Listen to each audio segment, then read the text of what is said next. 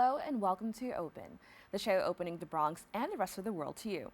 I'm Kibin, Alleyne, covering for Darren Jaime, and today we'll update you on what's happening in and around our borough and New York City.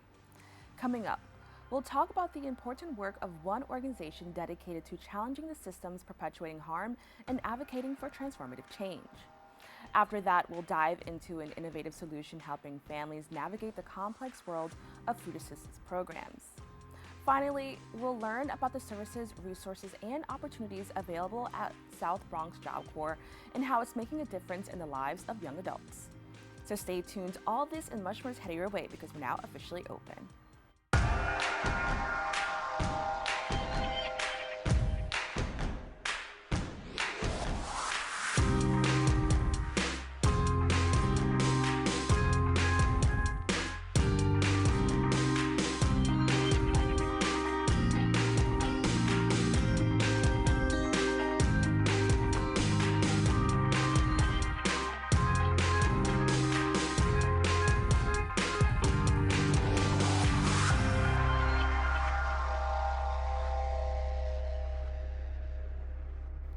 Hello everyone, I'm Kibin, Alleyne, and you are now watching Open, a live program bringing the Bronx and New York City straight to you. We also want to welcome our viewers to the Manhattan Neighborhood Network, as Open is being broadcast simultaneously on MNN's channels. You can stay connected to us on all social media platforms at BronxNet TV. Some things have been going on throughout this past week. We'll take you through it with some Bronx updates.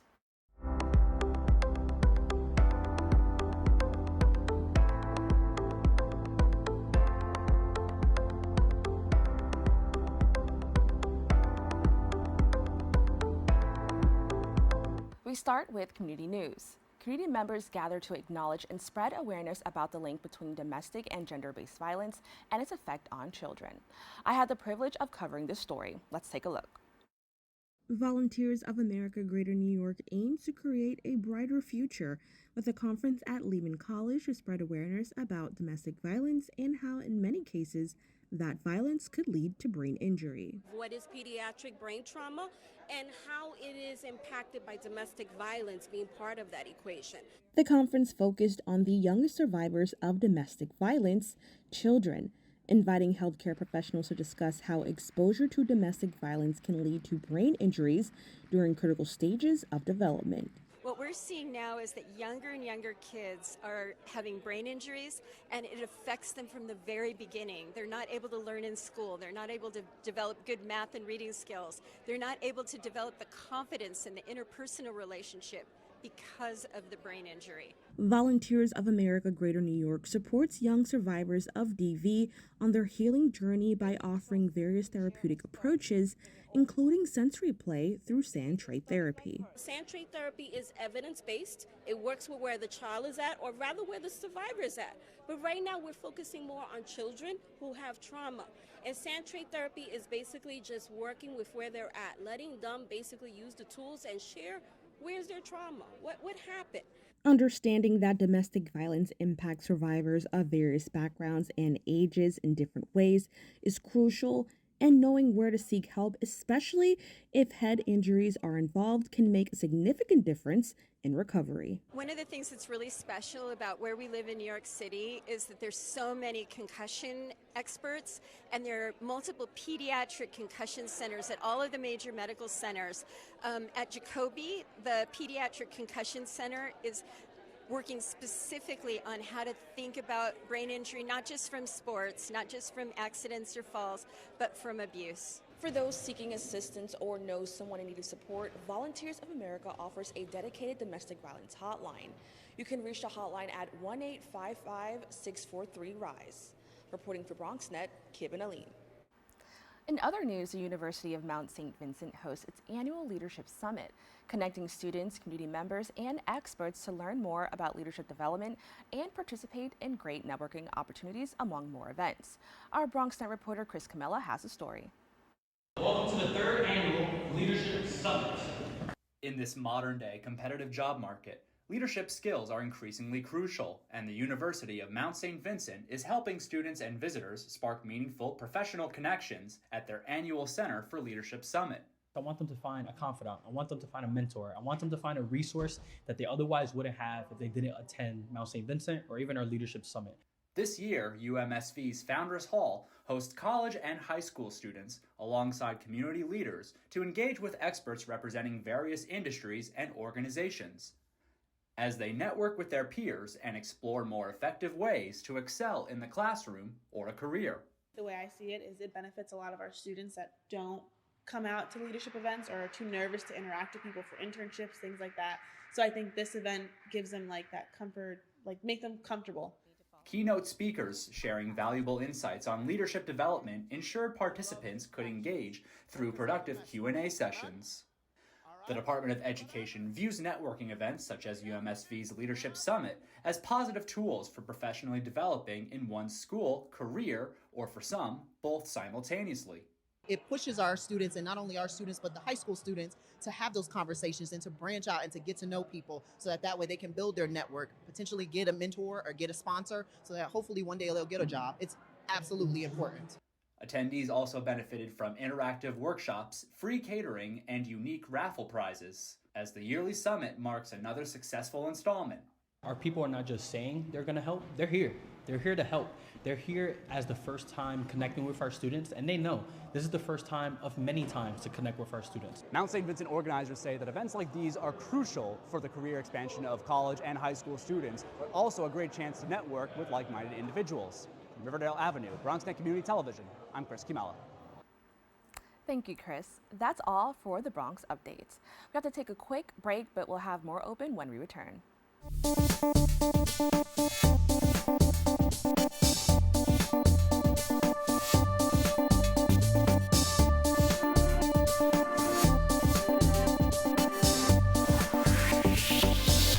Welcome back. Osborne Association serves individuals, families, and communities affected by the criminal legal system, offering resources and opportunities for healing, restoration, and justice. Through their programs, they work on the ground in prisons, jails, and neighborhoods, supporting people with the tools they need to rebuild their lives. Joining us now is the mitigation specialist of the Court Advocacy Services at the Osborne Association, Jasmine Awad. Jasmine, thank you so much for joining me. Thank you so much for having me. Now, can you give us a little bit more detail about Osborne Association and its overall mission? Yes, of course. So the Osborne Association is a nonprofit organization that is dedicated to both transforming the criminal justice system and also supporting the lives, families, and communities that are impacted by incarceration. So we do this through direct service, policy, and advocacy, and we create opportunities for individuals to have safety and growth and healing. And we actually serve individuals throughout all of New York City, all 5 boroughs, including right here in the Bronx. And we also have services upstate in Troy, Buffalo, Westchester, and even Albany. Now, as you mentioned, just serving people in New York, there's so many different backgrounds. How does Osborne address unique challenges faced by individuals and families affected by the criminal legal system? Yeah, absolutely. So there's definitely a whole host of issues that individuals might be facing, especially during the holiday season.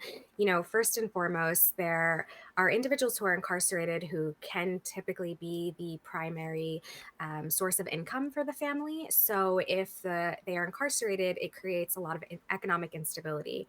So families who might be suffering or struggling with economic instability, housing insecurity, or any host of issues can access services at Osborne that can guide them. So we offer case management services where we can point you to different resources that can help you to get right back on your feet. And we also even have actually housing for individuals who have been recently reintegrated into society. So there's definitely many opportunities in which we can serve our communities. And I love that there's kind of an emphasis on not just individuals, but families as well. And with that, I want to talk about the toy drive for children of incarcerated parents. Can you tell me a little bit more behind that effort? Yeah, of course. Thank you. So every year, Osborne hosts a toy drive for children of incarcerated parents, which actually tends to be one of the most underserved and overlooked populations during the holiday season. And the way that we do this is our team members reach out to families and to children to have them hand pick a toy that they love and they would want. And so we compile a list together through Amazon, and it can actually be found on our website, osborneny.org. There's a huge banner, you can't miss it. And we just really hope that this is an opportunity to put a smile on a child's face because they already face so many barriers through the criminal legal system. And we know how much a toy can be very special to us. I know that we sometimes often remember toys that were very special to us when we were children, and some of us even still have our toys. So we really appreciate our generous community for thinking of our children of incarcerated parents during this holiday season.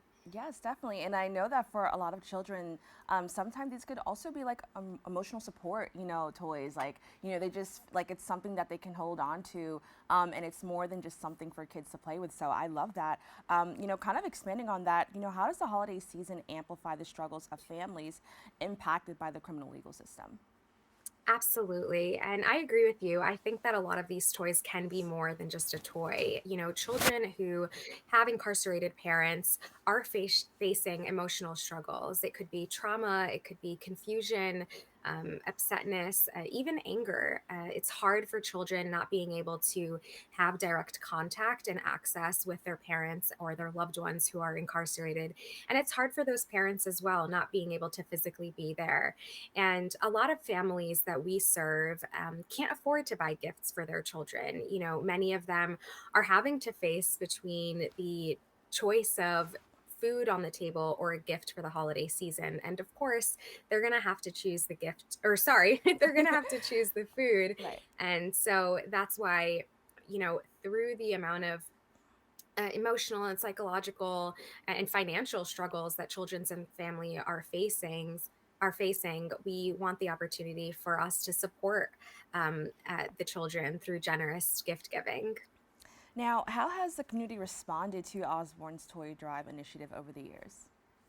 Yeah, absolutely. So as you know, we have been doing them for many years, and so the way that we distribute our gifts once they have been received is we either give them directly to our families or we'll ship them to them. And we always reach out to our families once we know the gifts have been delivered. And honestly, it is a very emotional moment for us to be able to witness because some of these children and even their families just really have very little that they can use to celebrate the holidays, and they've always had such a big smile on their faces, and they've been so overwhelmingly thankful. And it's just so nice to really see how much a gift can change a child's life. So it's been very positive. Now, beyond the toy drive, how does Osborne support children and families of incarcerated individuals year round? And that could also just be other holidays as well. Yeah, absolutely. We have many different services that are offered at Osborne Association, and we support children in many ways. So, first of all, we have certain family gatherings throughout the year where we can bring families together and bring community together so that they don't feel alone and so that they can meet other youth who have parents who are incarcerated. And there are different mentorship programs and giving them resources to allow them for social stability. And it's so important that we can prioritize taking care of our young people because, first of all, they're also part of our communities. And second of all, this can really increase their emotional and psychological well being in a positive manner.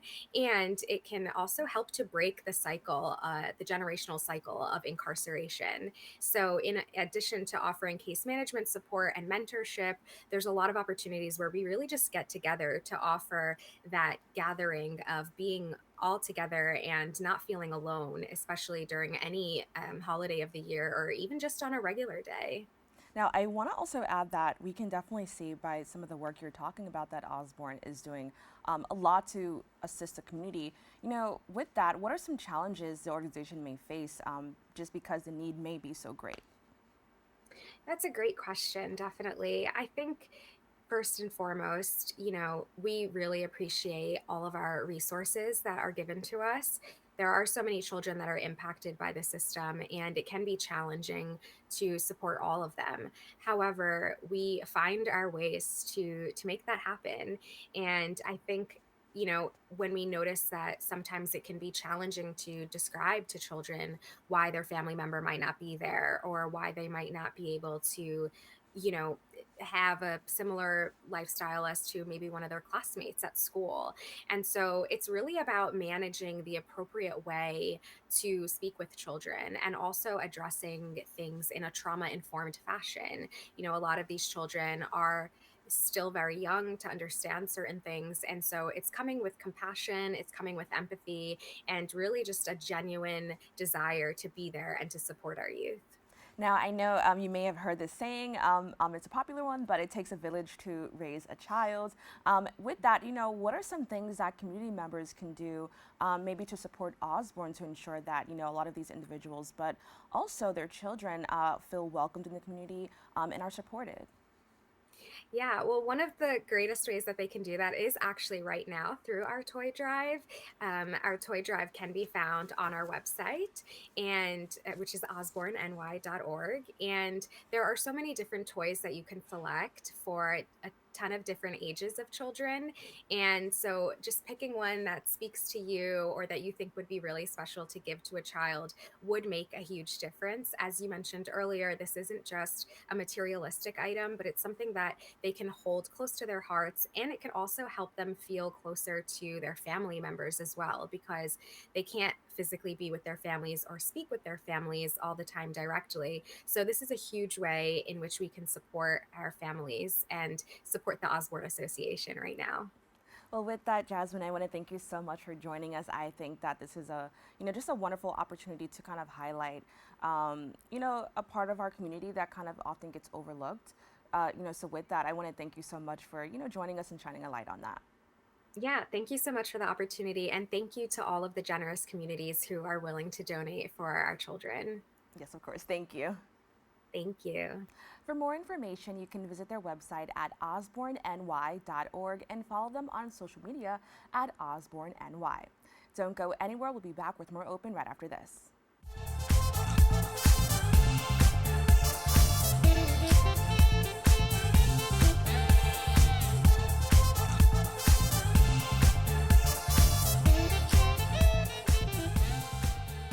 Welcome back. What happens when tech and AI are used for good? Lenovo's Meet Your Digital Self is a groundbreaking, world-first social experiment enabling technology and mental health to come together to uplift and nurture our future generations. Joining us now to discuss more is the Chief Health Officer of the Crisis Text Line, Dr. Shairi Turner. Dr. Turner, thank you so much for joining me. Thank you for having me. Now, what inspired Lenovo to develop the Meet Your Digital Self project aimed at addressing mental well-being among young people? Well, I believe that really Lenovo is recognizing how technology can be a powerful enabler, and that young people feel comfortable texting on their phones. They sought us out for this partnership because we are free 24/7 mental health support and crisis intervention support for on a text platform. So we provide this free support for young people, especially in English and in Spanish. Now, could you elaborate on the societal issues surrounding mental health that prompted Lenovo to focus on young adults specifically? And I understand the Generation Z is kind of the focus for this. So can you tell us a little bit more about that? Yes, we are in the midst of a mental health emergency, a youth mental health emergency more specifically. We know, looking at statistics, that back in 2010, for example, 2 million young people reported symptoms of depression. Fast forward to 2022, 5 million young people are indicating issues with depression. We see this ourselves in the texters that we serve. We know that over 70% of our texters are under the age of 24. So they are digital natives who feel very comfortable reaching out for support through a text platform. In addition, our United in Empathy report shared that stress and anxiety are the two top issues for younger people. Now, could you walk us through the process of selecting the two young adults who participated in the social experiment? So I wasn't a part of the selection process. That was Lenovo's really careful choice around young people who could represent, I believe, a span of other individual young people and represent young people, so that the purpose really is to show that you can reconcile your online and offline identities, and connect to your family and friends through the use of this technology and AI. Now, what were some of the key findings or insights gathered from the research conducted prior to developing the Gen Z protagonists featured in the projects? That I do not know. I wasn't part of that part. Our partnership really is to support and elevate the work that Lenovo is doing, and let young people know that we are there as a resource if they find that looking at these films makes them want to seek out more support. Well, then, could you tell us a little bit more, I guess, about your role? You know, as we mentioned, it's connecting technology with mental health. And previously, whenever discussed, it was always in a negative. So, can you talk about, the importance of kind of switching that and making it into a positive? Yes. So we've seen how powerful it is over the past 10 years to be able to establish a human to human connection through text. And our volunteers, we've trained over 70,000 volunteers in stages of a conversation. So they help the texter to identify the crisis through empathetic and active listening. They then collaboratively problem solve with the texter, to help to establish some coping strategies, and then de-escalate the conversation so that the texter feels better at the end, and then also has resources to leave with after the conversation is over. And I think it's very innovative that we're kind of moving towards texting, because that does make sometimes even vocalizing how you feel can be such a really hard step for a lot of people. So I love that we're kind of using this to be a little bit more innovative and finding ways to make people feel more comfortable. Just with this idea in mind, could you see possibly any challenges with moving towards something that's like a little bit more with texting instead of maybe something that's a little bit more face to face or over the phone? Well, I think looking at the demographics of the young people who are in need, right? So we know we have a youth mental health epidemic. They feel more comfortable in an anonymous setting, being able to text anonymously and confidentially anywhere. So we always say a crisis to you is a crisis to us. So whatever they're struggling with, they know that if they're in their classroom, they're out with friends, there's always an in the moment resource available. So that only allows for greater access and mental health support. Now, in what ways do you envision the Meet Your Digital Self project contributing to long-term benefits of young people's mental well-being? Well, anything that allows young people to both explore their mental health issues and connect with their family or friends for additional support is a good thing.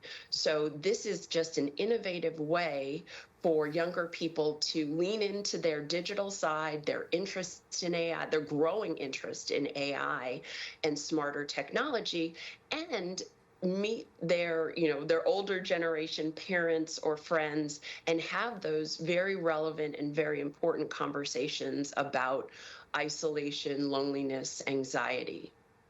Now, what do you hope to see for the future of this effort? As I mentioned previously, I think it's amazing. And I think it's going to help more than just young people. I think it's going to help people who are a lot older, because it's just a new way to address mental health. So what do you hope to see for the future of initiatives and efforts like this?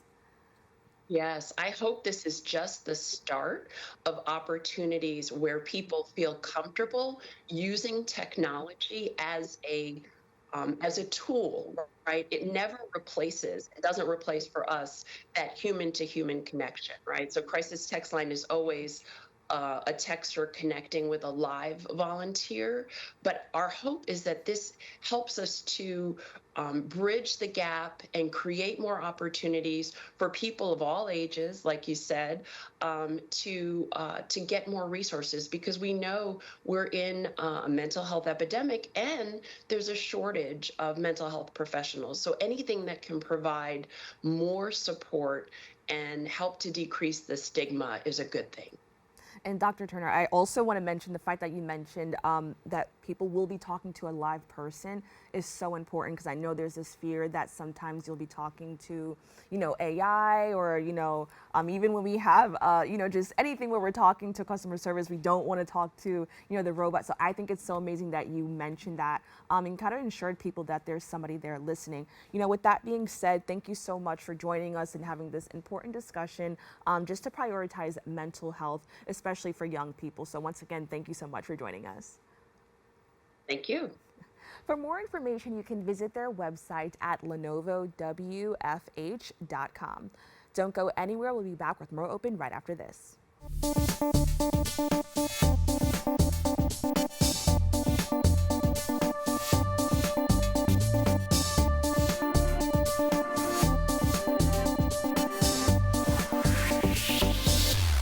Law enforcement is preparing for an intensive crackdown on speeding drivers as part of the Speed Week enforcement campaign.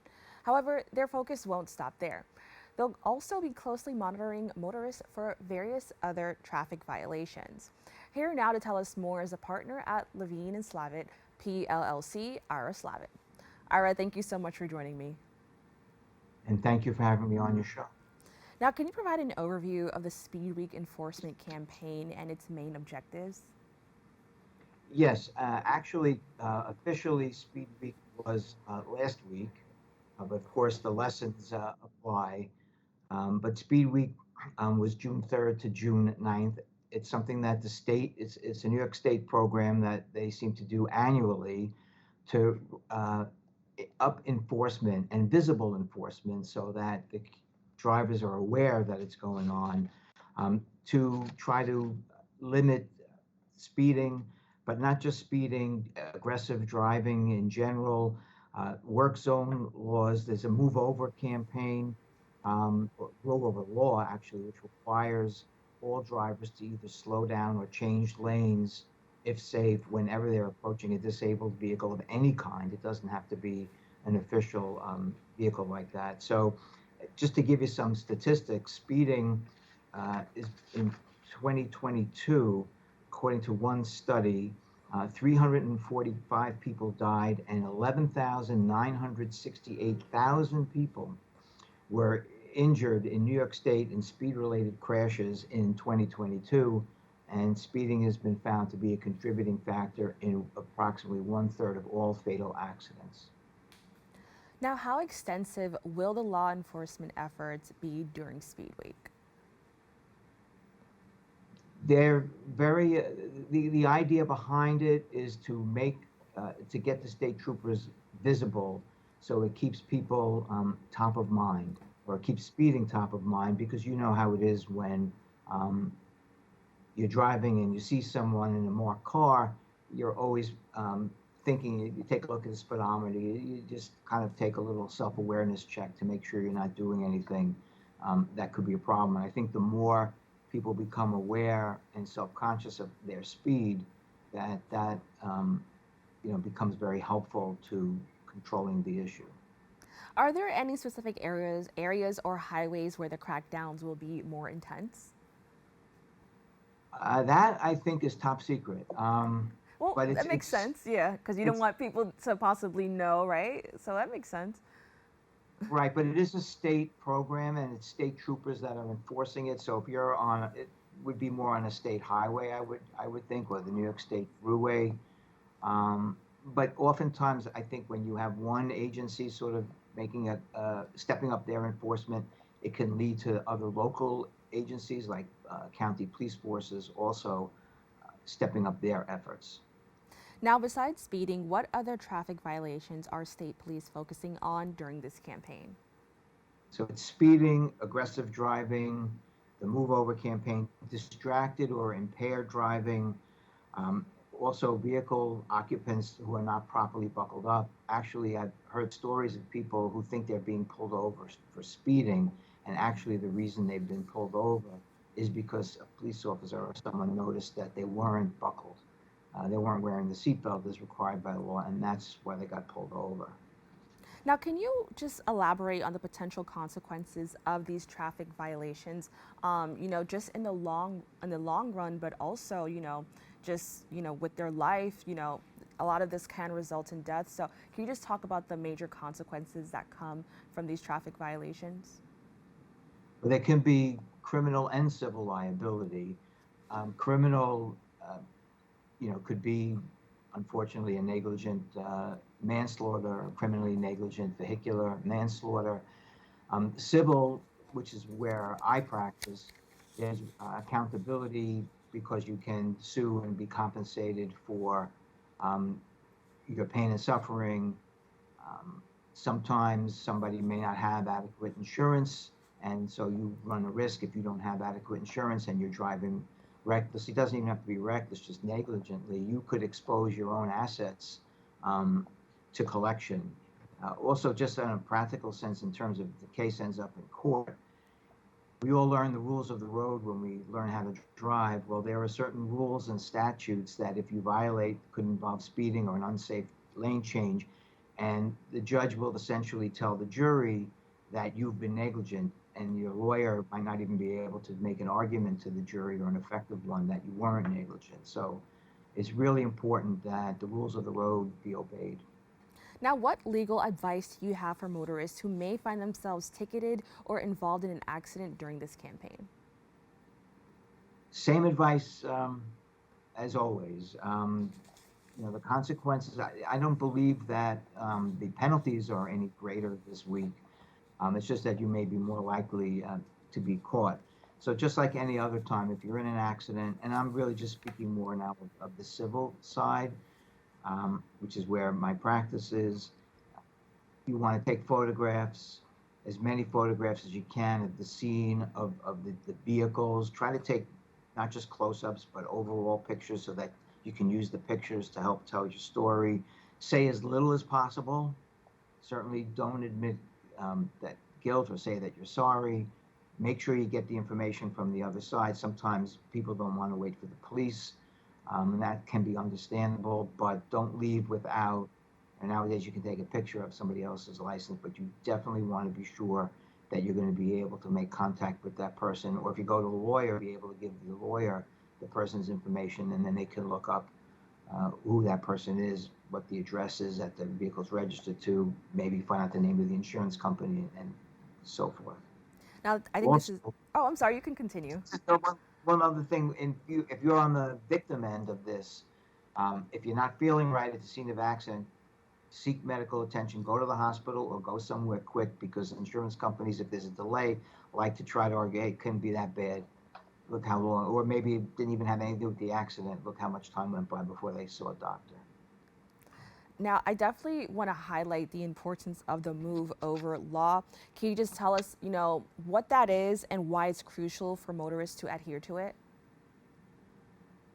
The move over law is designed because there have been too many sad stories of, initially started when you would have like an emergency vehicle, like an ambulance or police on the shoulder of the road, and it could be either side of the road, and a car would come along and would strike the stationary vehicles and cause injuries and death. So initially the move over law was only if you were driving and you saw one of those emergency vehicles, you would have to move over, slow down, change lanes if it's safe. The law was expanded just this year to now include any disabled vehicle. If you're on a highway and you come upon any disabled vehicle on the side of the road, you need to slow down and change lanes, move out of the way, unless it's not safe to do so. And first-time conviction will be set a $275 fine and 3 points on your license. So. Thank you so much for sharing that and educating us on that. Now, in your opinion, how effective are these enforcement campaigns in changing driver behavior and improving road safety in the long term? Well, just to give you some statistics, last year, 2023, during this speed week, 20,000, almost 21,000 total traffic tickets were issued, including 10,500 for speeding, about 500 for distracted driving, 375 violations for that move over law. So that is an important law to be aware of. And 172 people were arrested for drunk and impaired driving. What effect it has is hard to say. I think every time something is done that brings road safety to top of mind of people as they're driving so that they're more self-aware of what they're doing will always help, even if it's subconsciously. That would be the effect I would think. Well, I definitely want to take this time to thank you so much for joining us and educating our community on the importance of this campaign and what we can do to just kind of make our city safer in general. So thank you so much. And thank you again. For more information, you can visit their website at newyorkinjuries.com. Don't go anywhere. We'll be back with more Open right after this.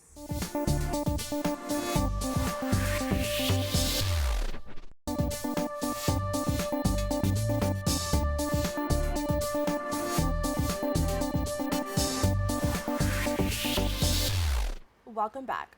Lulo is a company making it easier for families to put food on the table every year, month by enhancing the social safety net, starting with the WIC program. With over $1 billion in WIC benefits going under-redeemed each year, Lulo is working to change that, aiming to put food on the tables and dollars back into local businesses. Joining us now is the co-founder of Lulo, Dani Lopez. Dani, thank you so much for joining us. Thanks for having me, Kibin. Now, can you tell me a little bit more about Lulo? Sure. So to set the scene a little bit, City Harvest recently released a report with the Robin Hood Foundation talking about how 1 in 3 New Yorkers recently visited a food pantry, and 1 out of 4 children doesn't know where their next meal is coming from. We see that New York is one of the most expensive cities to live in. That's not news to any of us, right? Housing, childcare costs, but food especially have skyrocketed. So within this context, we're trying to make sure that families are using the resources that exist, particularly when it comes to social safety net programs like WIC or the Women, Infants, Children program. We see a lot of challenges. So with Lulo, we're really focused on bringing more food to families every month, and we build free tech tools to support them in that process, starting with WIC. Now, I think this is an amazing, just initiative and effort to help so many people who need this. I'm curious to know what brought you to this work. Sure. So I'm a Bronxite. I'm Dani. I'm from the Bronx, and I actually was a WIC baby myself. So I grew up with a single immigrant mom, and a lot of the opportunities that I've had in life were made possible by being able to access the resources, whether it was SNAP, whether it was food pantries. But while resources exist, for so many of us, we don't have the information to access this. So part of my own personal journey has been trying to understand these systems deeply and trying to create ways to get this information to be actionable for our families, right? With the WIC program itself, like you mentioned, there's over $1 billion that's unredeemed. That's over $1 billion in food that's lost for families, and that's lost opportunity. So our job really is to take technology, take design, and to create new digital infrastructure to unlock all of this for our communities and for our families. Now with that, how does Lulo actually help families maximize their WIC benefits each month? So what does that look like? Yeah, so we've been out working with, at this point, over 110 families to really understand the pain points of the WIC program, especially when it comes to the food redemption issue. So we've interviewed families, we've gone shopping with them, we've gone shopping for them, and the biggest pain point is just in actually identifying what food they're eligible for. So part of what makes WIC unique is that unlike SNAP or food stamps where you get a dollar amount, WIC gives you an item allowance. So you'll get 36 ounces of cereal, 32 ounces of yogurt. But each state then says you can buy the specific brand, flavor, and container size. So it becomes a constant guessing game for families of what can I actually get, especially if things are not labeled at the supermarket. In New York State, there's over 19,000 allowable items. And it can be really hard for families to actually figure this out. They might go down the aisle. Imagine you're a mom. Let's say you're someone like Jessica. She's a single mom, right? Working full time, going to school in the evening. She has a 2-year-old. Doesn't have that much time, is going through the aisles trying to scan items one by one to figure out, is this eligible for me, is this not? She grabs a box of Cheerios, takes it to the counter. Great, is about to check out. It's the wrong size. She doesn't have money out of pocket to pay for it, right? The transaction freezes. People behind her start talking about, oh my God, the WIC lady, right? The cashier's annoyed. So all of this means that she might not leave that day with the food for her baby, right? And she might not come back after having such a negative experience. So with Lulo, what we actually built is a mobile app where families can link their specific WIC benefits, and we'll show them exactly what their balance is for the month, what they're eligible for based on their unique benefits. We also provide support through a barcode scanner that works offline, because like sometimes you get 20 feet into the store and you lose all signal, right? So we want to make sure that this information is accessible to families. And on top of that, one of the things that we're really proud to offer is human customer support, because it can just be very overwhelming, and not everyone will know the nuances of the WIC program. It is complicated, right? And it can be really isolating, especially you're a single mom. Who am I going to call for help? Well, Lulo is there, and we provide this in English and in Spanish. Oh, that's amazing. And one, I want to say thank you so much for kind of explaining what that experience is like. I mean, just hearing it, it's overwhelming.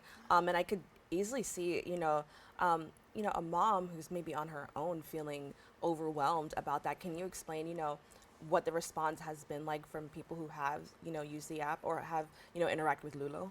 Yeah, so we are a little over 2 months old. We've had over 3,000 downloads, including a lot of out of state. So even though we're New York based right now, there's just been a lot of resonance within the WIC community. We have over 1,500 WIC families that have fully connected their benefits and are using Lulo. And so much of the feedback has just been, thank you for making something that fits our needs, right? Something as simple as showing pictures of items, which the current state app does not do, is just game changing for families, right?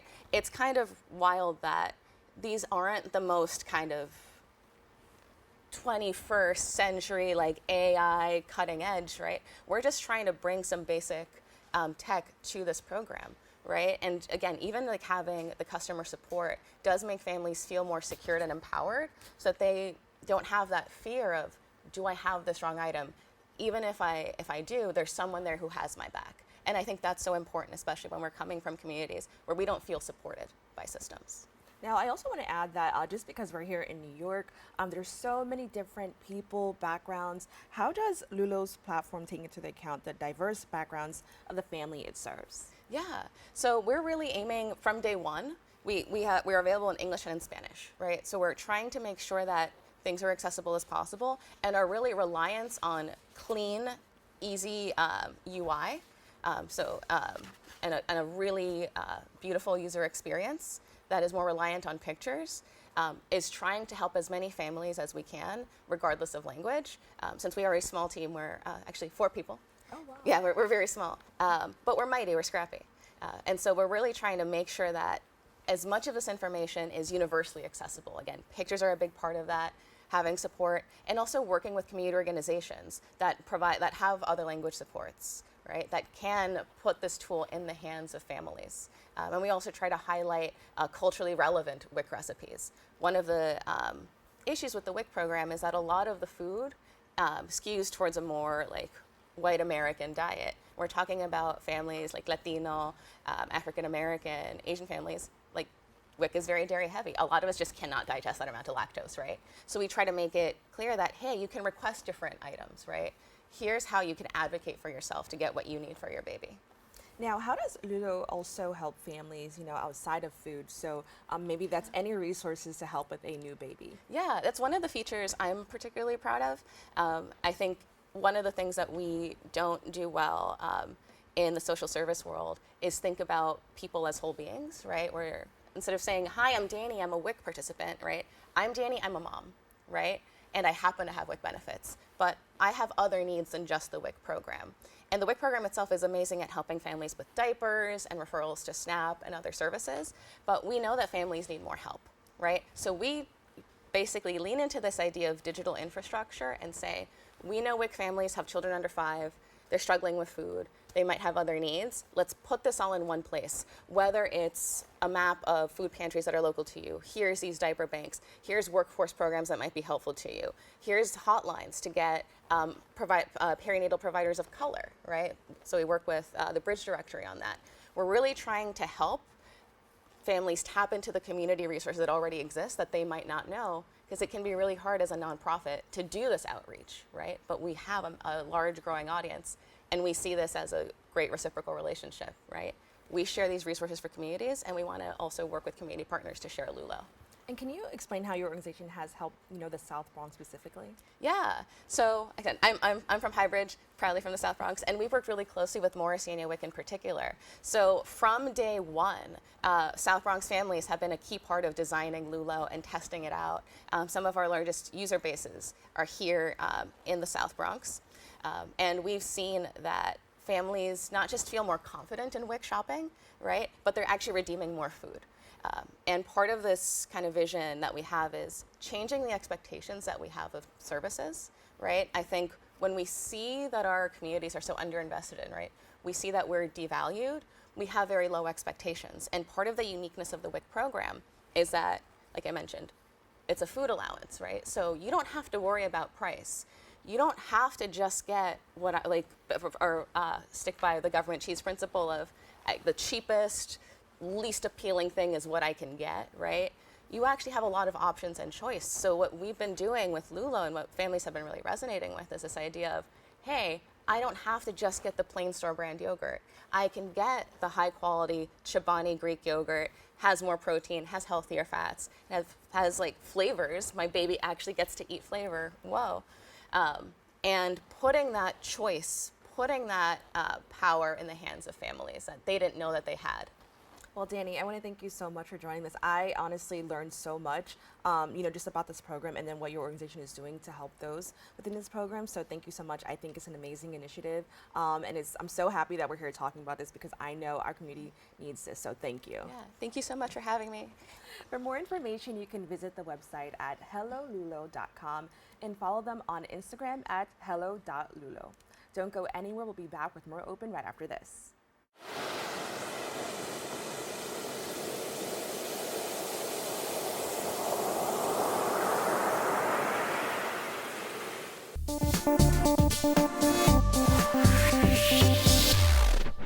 Welcome back. The South Bronx Job Corps Center offers young people a unique opportunity to build their futures. With amenities like a cafeteria, wellness center, and recreational areas, the center provides a supportive community where students can thrive. Joining us now is the Business and Community Liaison at the South Bronx Job Corps Academy, Beth Gardner. Beth, thank you so much for joining me. Thank you for inviting me. Now, can you provide an overview of the Job Corps program and how it supports low-income youth ages 16 to 24? Sure. So we are run by the Department of Labor and have reached our 60th year as of this summer. We provide underserved young adults, again, ages 16 to 24, with free trade programs for them to learn from. We provide them with a number of other free resources, again, offered by the Department of Labor. This includes free meals, free residential living. We also have free Metro card. Students are giving free school supplies as well as the uniforms that they will need dependent on the trade they choose from, as well as transitional housing. We provide students with internship opportunities, both on center and off center, as well as providing them with full-time employment before they graduate. Now, I heard you briefly mention uniforms, so I kind of want to go into talking about maybe some of the most popular career training programs offered at the organization. Sure. Well, at the South Bronx, we do offer about 8 different trade programs, and culinary is one of the more popular ones. We do provide the students with the chef pants as well as top that is required, as well as the shoes. So, and with construction as well, we provide them with the steel top shoes that are actually required to be worn, as well as the pants and proper tops. Well, I also want to add that I think this is amazing because prior to this, I didn't even know that sometimes people were responsible for getting their own uniform at certain places. And so I think this is a great, just initiative to help people feel confident on that first day. So, I definitely wanted to highlight that. Speaking of confidence, how does the English language learning program help students gain, more confidence in their English speaking and writing abilities? Sure. Well, in addition to providing the 8 different trade programs, we do offer students to enhance their math and English speaking skills. So we do have instructors that are providing support to students that need to boost those skill areas so that we can make sure that when they do graduate, they are fully prepared for the workforce.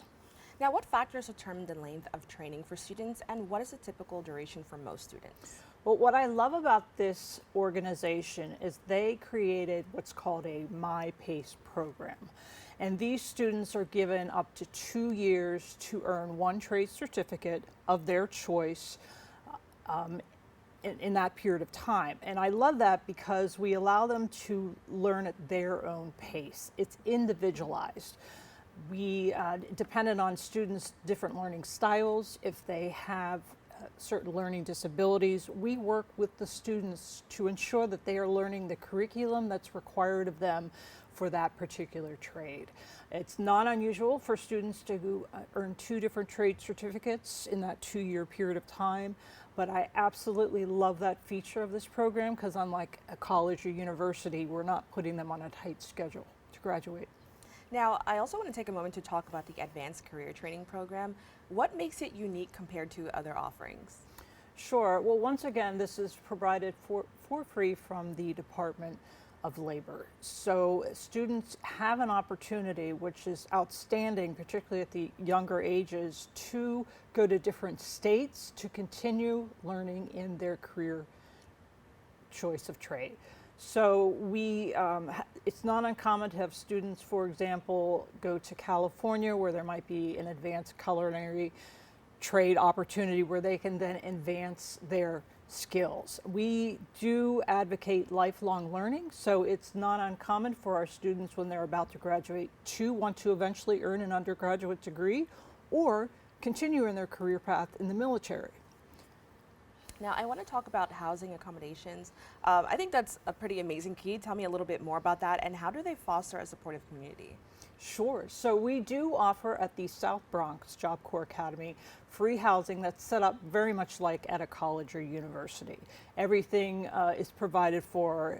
They even have common areas where they can sit and hang out for the day. So I absolutely love that. It's not uncommon for us to have a few students that do commute if they live in the Bronx area. But that's another item I love because we are once again providing these students everything they need to succeed. We're setting them up for success so they don't have to worry about where they're going to be sleeping, what they're going to be eating for meals. We provide 3 meals a day. Our student government is very active in terms of determining the meals that students would like to earn. They do have a voice, so we listen to it. So yeah, it's a wonderful opportunity because then it relieves any additional stress students may have when you're an undergraduate. Yeah. Now, what really stuck out to me that I loved was, the attention to wellness. Can you tell me a little bit more how there's, an effort to, just highlight mental health and just ensuring that not only are they succeeding academically or, in their career, but also just internally? Sure. Well, another benefit of this program, which I absolutely love, is we do have a health center on the center. So we do have medical staff that's available for any students that may have prescriptions that they need to take on a regular basis. We can provide them if unfortunately they get the flu or get sick in any way, we can immediately provide them the services that they need. This also includes mental health services, which is very important. I do welcome on a regular basis inviting in local public speakers to talk to our students, to advocate about mental health so that the students become more aware of it. Now, what types of recreational and extracurricular activities are available to help students unwind and build connections? Good question. So what we do involve students, we want students to be well-rounded. We are more than just a trade school. We do offer them extracurricular activities such as basketball, volleyball. During the summer months, we are often doing barbecues out in our front garden. On Earth Day this spring, we got the students involved in actually planting flowers and trees in our front garden area, so it makes it more enjoyable. We actually had a fruit and vegetable garden that they attended to as well. So we are more than just a trade school. We're providing students with an opportunity to enhance their skills in all areas, whether it's career development, and then also have the relaxation and social times that's necessary. But once again, we do listen to our student government in terms of recommendations that they want to see at the center. Now, I want to say, just hearing this sounds like such an amazing experience. It's kind of like an oasis. But I'm curious to know, what are the students, what has their feedback been since joining the program? There is so much that's offered for free. So for students that do not come from a background where they've been receiving items for free, such as even school supplies, it's really a positive experience for them. There's a tremendous amount of structure, which is so important at this age level. There's safety as well. The students feel very safe and secure. It's not uncommon for students when they're about to graduate to see if there are any job openings at our center, which then just tells me we must be doing a good job. So it's a wonderful experience because, again, we're providing them the structure, we're relieving them of any stresses that are common for that age range when they're pursuing a career path. So that's amazing. I love to hear that people kind of want to stay and kind of be that support that they were giving. That's amazing.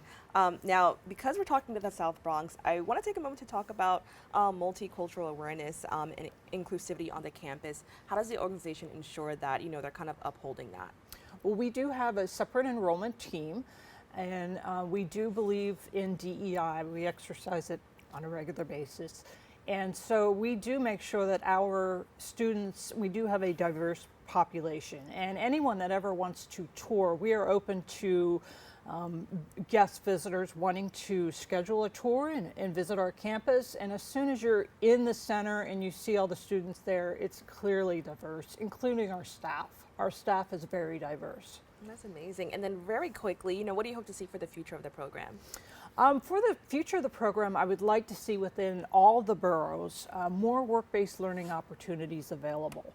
It's been my observation while seeking out internship opportunities for our students, whether it's volunteer, job shadowing, a basic intern level, that there's not as much offered here in New York City.